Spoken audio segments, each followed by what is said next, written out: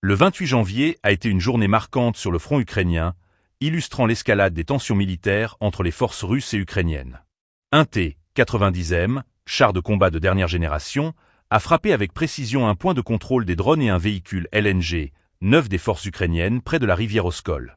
Cette opération ne se contente pas de souligner l'efficacité technique des armes russes, elle met également en lumière l'importance stratégique de ces installations pour l'armée ukrainienne. Les combats se sont intensifiés dans la région de Kharkov, où les mortiers de la garde russe ont été déployés pour bombarder les fortifications ukrainiennes.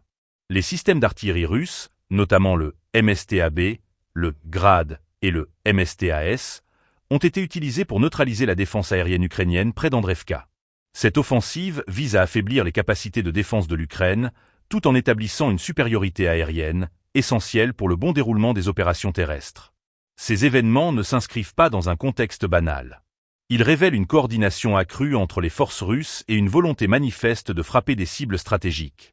Cette dynamique témoigne d'une intensification des hostilités, où les deux camps cherchent à affirmer leur dominance.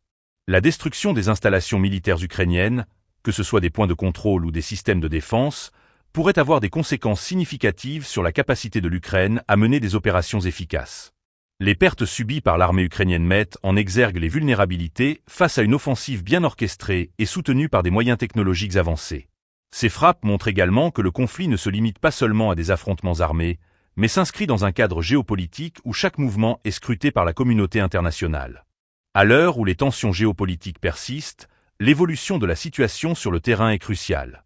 Les jours à venir seront déterminants pour l'Ukraine, qui devra s'adapter à cette intensification des frappes russes. La capacité des forces ukrainiennes à réagir face à cette pression accrue pourrait redéfinir le cours du conflit. Les observateurs internationaux suivent ces développements avec une attention particulière, conscients que la dynamique du conflit pourrait changer rapidement. Ce 28 janvier est représentatif d'une escalade des hostilités qui nécessite une vigilance constante.